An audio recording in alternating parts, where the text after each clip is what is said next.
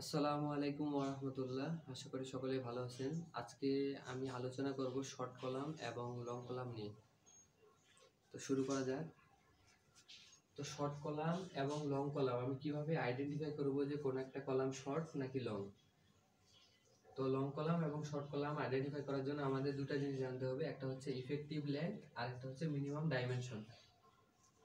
তো ইফেক্টিভ লেন্থটা আমি আসলে কোথায় পাবো? এখন আমি একটা কলাম নিয়ে নিছি। এই কলামের আমাদের হাইট দেওয়া আছে 6 মিটার এবং দুইটা ডাইমেনশন দেওয়া আছে দৈর্ঘ্য এবং প্রস্থ বরাবর। একটা হচ্ছে কত 0.3 মিটার আর একটা হচ্ছে কত 0.2 মিটার। এখন আমাদের এই কলামটার উভয় পার্শ্ব যদি আমাদের ফিক্সড করা থাকে, উপরে এবং নিচে দুই প্রান্ত যদি আমার ফিক্সড করা থাকে, এক্ষেত্রে আমাদের ইফেক্টিভ লেন্থ সমান আমি লিখতে পারবো যে 0.5 ইন্টু এল। তো আমাদের শর্ট কলাম এবং লং কলাম বের করার জন্য আমাদের সবার প্রথমে রেশিও দরকার। এখন রেশিওটা আমি আসলে কিভাবে বের করব? রেশিও সমান আমি লিখতে পারি effective length divided by minimum dimension. তো আমাদের ইফেক্টিভ লেন্থটা প্রথমে আমরা বের করি। এখন ইফেক্টিভ লেন্থ সমান আমি এখানে লিখছি যে 0.5 ইন্টু এল। এখন আমি ইফেক্টিভ লেন্থটা প্রথমে বের করে নেই যে 0.5 ইন্টু এল হচ্ছে আমার কত 6 মিটার। 6 তো সমান আমি লিখতে পারি 3 মিটার। তখন আমি এখন মানটা বসাই এখানে।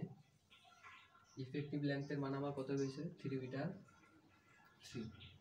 এখন ডিভাইডেড বাই হচ্ছে আমার মিনিমাম ডাইমেনশন। এখন মিনিমাম ডাইমেনশন আসলে কোনটা? এই যে আমাদের কলামের যে সেকশন দেওয়া আছে, একটা এদিকে আমাদের দৈর্ঘ্য বরাবর 0.3 মিটার, প্রস্থ বরাবর 0.2 মিটার। তো আমাদের মিনিমাম ডাইমেনশনটা লাগবে। মিনিমাম ডাইমেনশন এখানে কত? এই 0.2 মিটার। তো আমি মিনিমাম ডাইমেনশনটা বসালাম কত? 0.2 মিটার। তো এটা রেশিওটা আমি এখন যদি বের করি 3/0.2 15।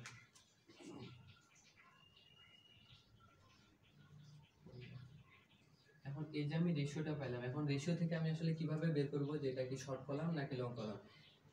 এই রেশিওটা যদি আমাদের 12 থেকে বড় হয়, আমাদের effective length divided by minimum dimension, এই রেশিওটা যদি আমাদের 12 থেকে বেশি হয়ে যায়, তখন আমরা এই কলামটাকে বলতে পারি লং কলাম।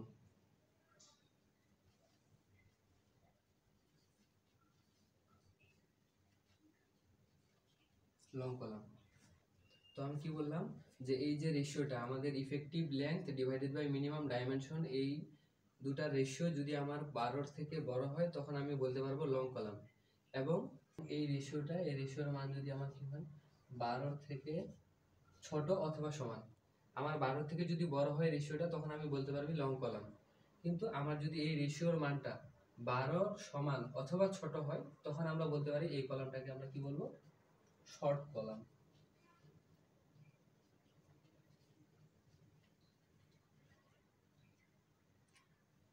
তো আমি আর একবার বলতেছি যে শর্ট কলাম এবং লং কলাম বের করার আমাদের প্রসিডিউরটা কি? প্রথমে আমরা রেশিও নিব। কার রেশিও? Effective length divided by minimum dimension. এখন ইফেক্টিভ লেন্থটা আমি আসলে কোথায় পাবো? এই যে আমাদের কলামের সাপোর্ট কন্ডিশনের উপর। এখন যেহেতু আমাদের কলামের দুই সাপোর্ট বা দুই প্রান্ত আমাদের ফিক্সড করা আছে, এই ক্ষেত্রে আমি লিখতে পারি ইফেক্টিভ লেন্থ সমান 0.5 ইন্টু এল। এল এর মান দেওয়া আছে আমাদের 6 মিটার, ইফেক্টিভ লেন্থ আমি বের করে নিয়েছি 3 মিটার। তো আমি ইফেক্টিভ লেন্থের মান বসালাম 3। আর আমার দরকার কি? Minimum dimension. আমাদের ডাইমেনশন দুইটা দেওয়া আছে 0.3 এবং 0.2। এই দুইটার মধ্যে ছোট সব থেকে আমার হচ্ছে কত? 0.2। তো আমি মান বসালাম 0.2। তো আমাদের এই রেশিওর মানটা বের হচ্ছে কত? 15। এখন আমি কি বললাম যে এই রেশিওটা যদি আমাদের 12 থেকে বড় হয়, তখন আমি বলতে পারবো এই কলামটাকে লং কলাম। এবং এই রেশিওটা যদি আমার 12 সমান অথবা ছোট হয়, তাহলে আমি এই কলামটাকে বলতে পারবো শর্ট কলাম। তো আসলে আমাদের যেহেতু কি মানটা 12 থেকে বড় আসছে, তো আমি বলতে পারি এই কলামটা হচ্ছে লং কলাম।